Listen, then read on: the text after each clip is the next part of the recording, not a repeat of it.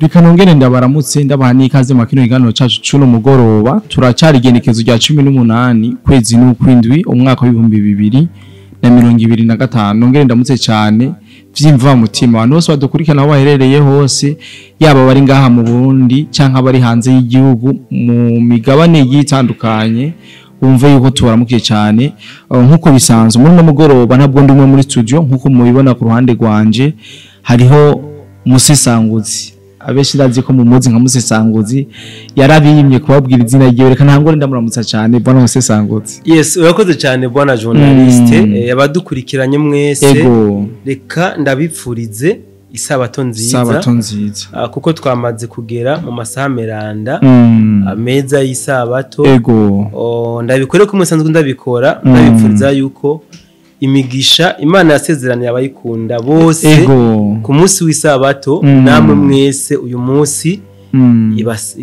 ibasesage. Yes kabisa. Hariho bwana journaliste muri uyu munsi mwiza w'isabato reka nongere kandi nture cyangwa se nipfurize abadukurikirana bose kuja kumviriza ndirimbo ya Dushime Music Group. Hari umuntu yanyandikiye kare muri journaliste arambwira ati Dushime Music Group irimwo ndabyijya ndirimbo ndabona kirimwe abantu bakiri bato cyane gose nta batama barimwo nta n'abatamakazi n'abasore n'inkumi. Ati rero kuba barimba kujya nta gitangaro kirimwo ubundi ngacumva ijya ndirimbo yarazi ngo n'abanyarwanda kuko yaciyandika muri commentaire ati ibintu by'abanyarwanda ntabyo tugishaka mu by'abarundi yarazi ko abarundi so rero Dushime Music Group utashuhudia ni groupe igizwe n'abarundi 100% nta munyarwanda ari ahubwo umanza kuyijamo kondisi ubanza kubura umurundi sinzi mugabo nibyo nibaza tuzoganira na chef wawe twumve kugira muri Dushime ubanza kuba uri umurundi ibyo maze kubona ko abayirimwo benshi n'abarundi ndanabazi so rero ijya ndirimbo utashuhudia bashize ku rubuga ku munsi wejo mu by'ukuri ndabasabe nimba mutarayiraba isabato ntize guhera utarasimbira ku rubuga rwabo rwa YouTube ngo irabe ako bwana journaliste ntabwo washize mu ma groupe yacu washizemwo kugira ngo abari mu ma groupe bigora kuja kuri YouTube bace babonyeza gusa kuri link bace birabira ijya ndirimbo Dushime Music Group cyane gose bwana musanguzi imbere yuko tunja mu kiganiro cacu woba wifuza gukorera hanze y'igihugu hariho benshi tumaze gufasha kuronka akazi muri Dubai woba wifuza kuba muri bo biroroshe cyane tubafitiye ubuzi bukurikira ubwubatsi construction ubushoferi driving gushikana ibintu ku mukiriya delivering gukora mu bubiko bunini bw'amasosiyete warehouse gucunga ingo amasosiyete n'ibindi abo twita abasecurity n'ibindi. Hejuru y'ivyo tubafasha kuronka visa mu buryo bunyarutse kandi bworoshe. Mufise ico mubaza twakure kuri +971 50 88 13 005 canke +257 79 90 29 73. Kuronka akazi muri Dubai biroroshe kandi biranyaruka. Hasigaye amahitamo yawe. Dufise amakuru make atari make hari mu makuru make gusa arimo ibintu byinshi ndashaka umuntu wese dukurikirana ko yotora gatebe kugira ngo tubashe guteramana kuri no mugoroba mweranda nko umusesanguzi yabivuze wisaba tubana umusesanguzi turiko turabona Lazarendo na iri kirataka amwite tware ya KABARE amakuru dufise yizewe nuko yoba yakoze operation turashaka uze kutubwira mu majambo make uko operation yagenze ivyashoboye kononikarira ndetse n'abashoboye kuhasiga ubuzima byinshi tuce dusimba tuyagi kubijanye n'amasaha 48 ubu tuvugana yamaze kurangira bwana musanguzi kakantuitere zamaze kurangira ariko nta gishasha uraza kutubwira ibyijije inyuma yabyo igituma amasezerano novuga ko atarategwa ko umukono muri rusange bwana musanguzi turaza gusimbira n'ikinshasa gato aho bateguye amasengesho azoba mu minsi imbere turaza kwikora ko analyse kugira ngo tuyage ivyinshi bishobora kwaduka mu masengesho abantu bataba biteze canke ikaba nka surprise bwana musanguzi ikaze kandi kuri B Info Plus kugira ngo ushobore kubwira abadukurikirana ibishoboye kuvuga mu ntangamarara. Yes, urakoze cyane bona journaliste kwikaza umpaye. Ego. Reka tugigwe ko nk'abagiye bigisahira bona journaliste. Kuri iyi ncuro twabonye abawazarendo badondumiwe nabo bagaba ibitero kuri position yaziyanye shamba za M23 ziri hajya muri territoire ya Kabare neza na neza muri groupement Mudasa niho kabisa abawazarendo bashoboye gukora novuga ibintu byatunguye izijanye shamba za M23 na RDF. Uyu munsi mu gatondo ntabwo ari nyeshamba za M23 noneho zagabye ibitero mugaba makuru mfise na yuko zino nyeshamba zari zisanzwe ziteguye kandi kuja kugaba ibitero kubirindiro vy'abawazarendo na FDNB nkuko basanzwe babikora baramaze nk'indwi yose babikora ariko rero abawazarendo nabo baca bitegura kugira ngo baje kubakoma mu nkokora nibikunde yuko bashobora kubagabako igitero. Ibi rero nivyo abawazarendo bakoze. Amakuru mfise ndafise n'akavideo gatoya aho abawazarendo ngo bagabye igitero ku gaposition inyeshamba zitibaza yuko zogabwa ku igitero sini igitero gusa bagabye bona journaliste baciye basiga banaturiye n'ubuzu bw'abasoda bw'inyeshamba za M23 ziraje babomoyeho baharashe barabakura mu birindiro byabo kuko batapfuye bariruka baca basiga baturiye n'ubuzu ziyanyeshamba zazisanzwe zibamuso. Ibi rero byaciye bituma zino nyeshamba zidashobora kugaba ikindi gitero kuba wazarendo hano muri territoire ya Kabare. Ni bimwe bavuga rero bona journaliste yuko equipe yataka n'itsinda cyane gose aba wazarendo bari amazi imisi bari mu gacerere bariko batakwa nyeshamba zibagaba ko ibitero ariko kuri iyi ncuro aba wazarendo nabo baciye bagaba igitero gica kizimya ikindi gitero cyateguwe na zino nyeshamba za M23. So bivuze kandi ko aburiya ukuyangana bona journaliste kugira nihereze gufisaho kugaba abo wazarendo bari bamaze imisi mu byukuri bihanganira zino nyeshamba ibyo zabakora zabikoza ko byose mugabo kuri incuro urabona yuko byanse ko bihangana baravuga bati ntabwo twe turi amarobo ntabwo turi amapoto ari ngaho umuntu akoze ibyo yigombeye muzamuza muturasa mwigiye. Yes baciye mugani musanzwe bapolisi bamugani w'ikirundi uvuga ko uguheneye ntumuhenere nawe akwitse ikiburanyo so niwe mugani baciye niwe bapolisi mu bisanzwe nibaza yuko aba M23 babonye yuko abawazarendo batareka kubataka ngo nuko atabushobozi bafise ahubwo nuko bari kuri principe zitabakundira yuko bashobora kuba bogaba ibitero. So amakuru y'ibyashoboye kuba byo hono nikarira bona journaliste ntabwo mu byukuri nashoboye kuyaronka usibye ko gusa ubuzu bwaziranye shamba abawazarendo basize babuturiye bwamaze kononekara bwahiye kabisa bwatokombeye cyane gose bona musasanguzi dusimbiri doha muri Qatar ahasanzwe hariko harabera ibiganiro cyangwa hari hitezo yuko haza gusinywa amasezerano y'amahoro ariko kugizana n'ubu nta gishasha kubijanye n'amasezerano yagira sinywe kuri no munsi kuko amasadeje amaze kurangira. Mbega ubizi kwiki kubijanye n'ano masezerano bona journaliste? Ikintu ngiye kuvuga ku bya amasezerano ntabwo kiza gitandukanye n'ibyo tumaze imisi tuvuga. Amasezerano haramaze gutangwa amasaha yuko agomba gusinywa mu masaha 48 sivyo mugabo nakomeje kuvuga yuko izi nyeshamba za RDF ibintu by'ibiganiro nta gaciro namba bigira babihereza. Ibi narabivuze kenshi bikunde ko wanashaka najya amasezerano bashobora kuyakwipa niba yasinye birashoboka cyangwa nabo bakayasinya mugabo ntibaze ubahirize ibiri muri ajya amasezerano. So mukayenda ze kubabwira ingingo zafunditswe ziri muri ajya amasezerano bagomba gusinya ariko amakuru dufise aravuga yuko amasezerano azosinywa mu ntango z'indwi itangura nta wamenya nimba baciye bikika mukiza kubera ko ari weekend bakavuga yuko weekend abana amajuru feriye badashobora kugira ibyo bakoze ariko amakuru dufise nuko ajya amasezerano bivugwa ko azosinywa mu ntango z'indwi tugiye gutangura. Ego. Inyuma rero y'aho bona journaliste intumwa y'u Rwanda yashatse yigumuye gashaka kugenda igahaguruka mu nama ngigende badashitse ku ndunduro. Ego. Baciye twarivuze neza ko baciye bakwa bose uburenganzira bwo kuba bova idoha. Ego. Amasezerano adasinywe kesa sore Rwande canke n'inyeshamba za M23 wanashaka nabo ku ruhande rwa leta ya Kongo bose nta numwe yemero kuvayo amasezerano adasinywe.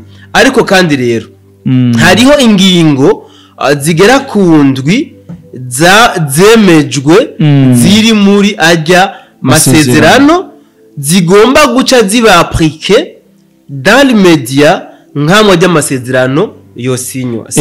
So ingingo ya mbere bona journaliste ni yuko u Rwanda rugomba gukuraho ivyitwazo byose byuko ngo baja mu Rwanda nako muri Kongo kuronderayo aba FDR sivyo.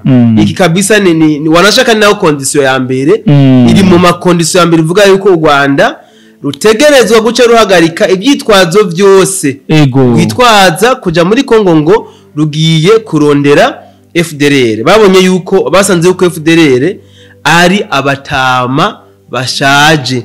Ukuvuga ngo FDR n'umuhari usigaranye ngo abasirikare batarenga 1500 kandi abasirikare 1500 nabo ngo bose barashaje, bose ni batama. Yes. Baheruka kugaba igitero muri 2012. Yego. Rero bivuze ko yuko rero u Rwanda nta mpamvu nimwe rugomba gusubira ku expose ko goja muri Kongo kuronderayo FDR kubera ko basanze iyi FDR atanguvu igifise. Ahubwo bategetse u Rwanda yuko ruca ruha ibiganiro FDR nabo bagataha mu Rwanda basubira mu Rwanda. Iyi ni imwe mu ngingo bemeje yuko izoci ba appliqué inyuma yisinywa rya amasezerano. Ikindi naco bwana journaliste nuko inyeshamba zitwa za M23 zisabwa guca zivaho burundu,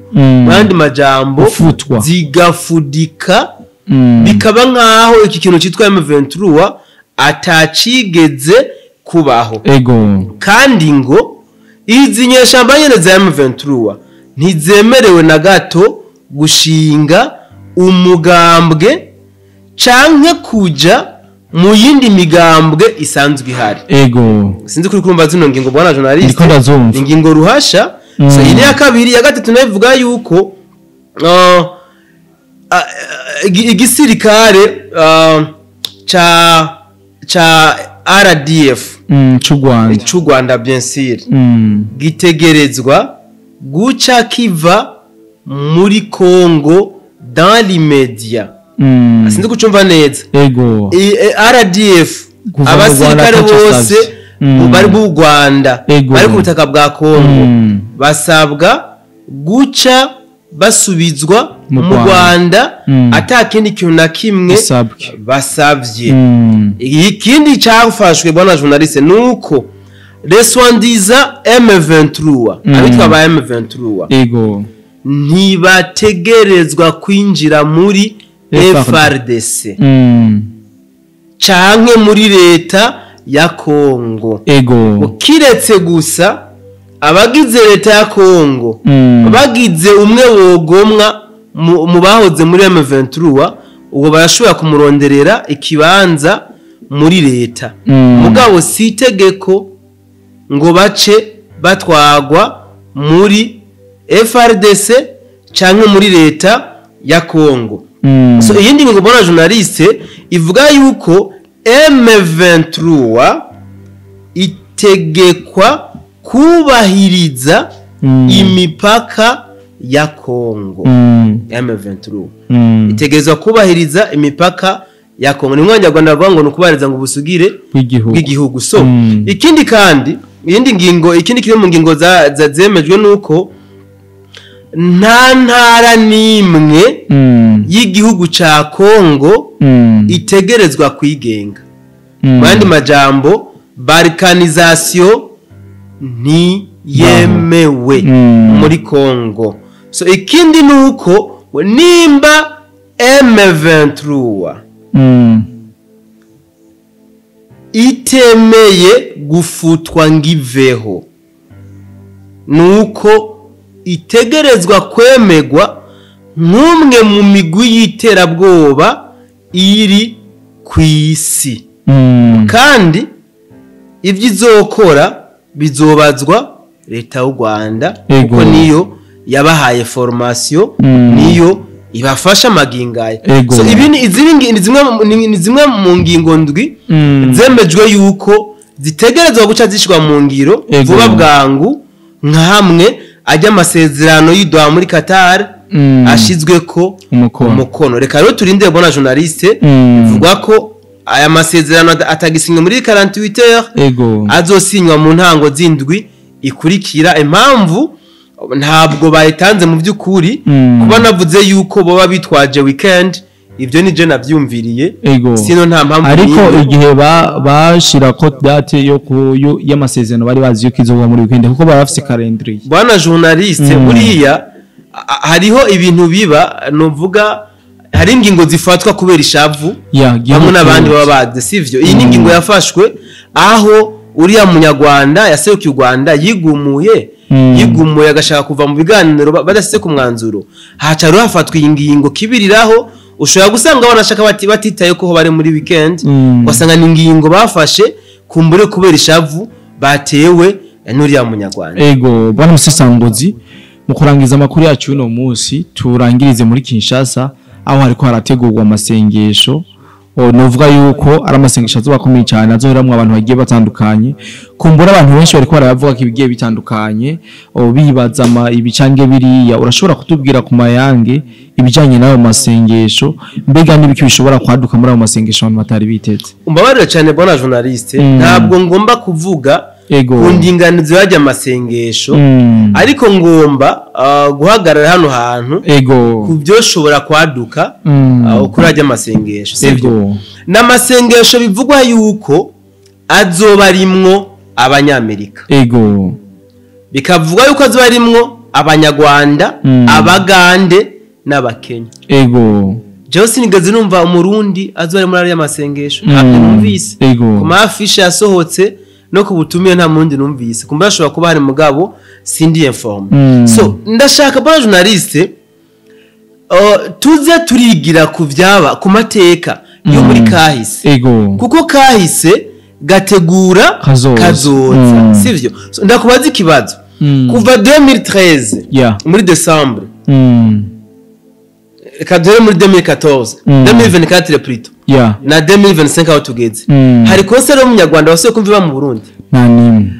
Leta y'u Burundi yarabujije abanyarwanda bategura concert mu Burundi? Nta numwe babujije. Kandi nabajya ba artiste baza mu concert, nta numwe yaza n'imodoka.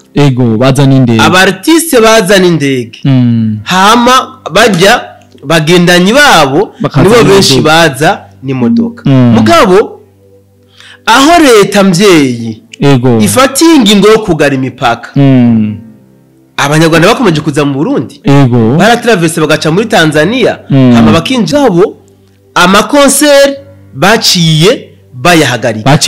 Aha rero umuntu ashobora kwibaza ikibazo, ni kubera ko amafaranga y'abarundi batakiyakeneye, canke hoba hari ingingo leta mvyeyi yasohoye yo kwangira abanyarwanda gukora ibiteramo mu Burundi? Tuze rero turaca ubwenge bwana journaliste. Mu Burundi mu vy'ukuri intumbero bari bafise yaramaze kugaragara, yaramaze kuja ahabona. Abarundi twarakanuye, twaramenye yuko atari urukundo baba badufise ko rubazanye. Buriya hari ikintu abanyarwanda bwana journaliste bakoze, iyi ntambara bayiteguye imyaka myinshi, baragerageje barubaka, kamvuge barubaka abaririmbyi babo, sivyo? Aba artiste babo barabubaka, baraba celebre, nukuvuga baba abaidore cyane mu Burundi no mu Rwanda rero bagaca bazana bantu bitwa amayidore mu Burundi kugira ngo bigarurire imitima y'abarundi ariko ikintu nyamukuru baba bakeneye ni kugira ngo baze kwintoxika abarundi reka ndakwereka ingene byagenda ni bande bafashe ya mbere mu gucoza leta yacu n'abanyarwanda wanashaka harimo n'abartiste meme les artistes babandi abarundi bakunda cyane gose nibo bazana amajambo yo gucafuza inzego nibo bazana amajambo atameze neza bajya nyene baza mu bundi guca amafaranga barabubatse barabashamwe imitahe myinshi ubu rero baca bashaka kubabyaza umusaruro ku nyungu z'igihugu cyabo ibi rero nivyo bagomba kuzana muri Kongo mu Burundi barabinjije birabananira ko bashika ku mugambi wabazanye mugabo twibutse abakongomani yuko iyi leta zunze ubumwe za Amerika iramaze gutegura coup d'état maintes fois muri Kongo kandi ku ntwaro ya Tshisekedi mugabo zikarata ndibuka meme hariho n'abanyamerika bafatiwe ku kirimba cyagiye bari bagiye kurasa ku kirimba baranagira imbabazi bajya barabarekuye tuzokora ikiganiro muri journaliste wanashaka mu ndwiza ndakwereke amagymnastique yakozwe kugira ngo Cirombo abababarire cyane gose niyo mpamvu rero Cirombo yarakwiye gukina n'inzoka ibi bikorane biriko birategukwa hajya ikishasa eske abakongomani ntibasenga ntibazi gusenga barabizi none kubera iki yareka ashaka kwikoza bano banyarwanda aba banyamerika aba baganda n'abakenya kandi asanzwe azi yuko aribo bamuri kuba bariko bagerageza gushira bariko bagerageza gukuraho amatware yiwe ibi bona journaliste babikoresheje ahantu cyane gose FPR inkotanyi bafata u Rwanda baciye mu nzira nk'izi nyene binjira bigiza abakozi b'Imana abandi bagaca bakaba eberge mu mashengero atandukanye abandi bakaza nk'abakozi b'Imana nyene bagiye gukora ibikorane nk'uku kumbe bagiye batwaye imbunda amaministeri atandukanye buriya na Cirombo rero aravye nabi arashobora kuzokwisanga ariko yisamburira ko nk'imene atabizi kuko aba bantu si beza abasi beza so hariho bona journaliste mu kurangiza mbabarire hariho n'ikindi nagomba mvuge mu Burundi byensirani wacu ni nkuru numvise umunyarwanda ariko aravuga avuga yuko izi nyeshamba za RDF noneho ngo hariho ngo umukenyuro ziriko zirakoresha zinjira mu Burundi zigaca zirondera abarundi baziha indaro sivyo nukuvuga babaha amafaranga akamubwira ati ni mumpi indaro mbi wanyu mugabo ni muri babarundi bien sûr baba basanzwe bari muri zya kope zabo bari muri ajya amafere yabo sivyo urabona ko leta mvyeyi yari herutse gufata ingingo yuko atamurundi agomba gupangisha umunyamahanga ni nkuko iyo ugomba gupangisha umuntu agomba kwerekana aho yaje ava n'ibiki n'ibiki bure ngo bahinduye umukenyuro basigaye basaba indaro kandi aho basabye indaro baca baprena en charge iyo famille yose ukuvuga nibo babarasiona babaha buri kimwe ibi bwana journaliste ni ibintu biriko nta cyemezo nabifitiye mugabo ni nkuru nakuye mu Rwanda ni nkuru nakuye ku muntu mu by'ukuri nibaza ko atanyungu nimwe bafise mu kumpaye amakuru yo kumbesha kuko nubwo bari karambesha ntacyo bitwaye mugabo nkamwe leta yacu bikorera ko ibyo babiza gusumba ntacyo bohomba so ibi rero nivyerekana yuko bona journaliste baticaye bobo ntibava kurizima bakora ivyo bashoboye kugira ngo bazoshike kuri za ntego zabo rero ntabwo twagomba kuryama mu kondora zosi tugomba kwamadukanuye kugira ngo ducunge umutekano w'igihugu cyacu ni twebwe tugomba gufata iya mbere rero tubonye utameze neza tukagira iki tugahamagara abajejwe umutekano kugira ngo bashobore gukora akazi kawe so reka cyo turangiza ngabo ba journaliste nawe ngoswe nize ko atakintu turi buganire ko reka nce ngirwa ko nsezera abadukurikiranye na cyane cyane nkomeza kubipfuriza ko mugira isabato nziza bwana Musanguzi asante sana kandi ndabikibanure ndabifuze n'isabato nziza na weekend nziza ndizera yuko atagindi sizongera kubana kundi munsi bye bye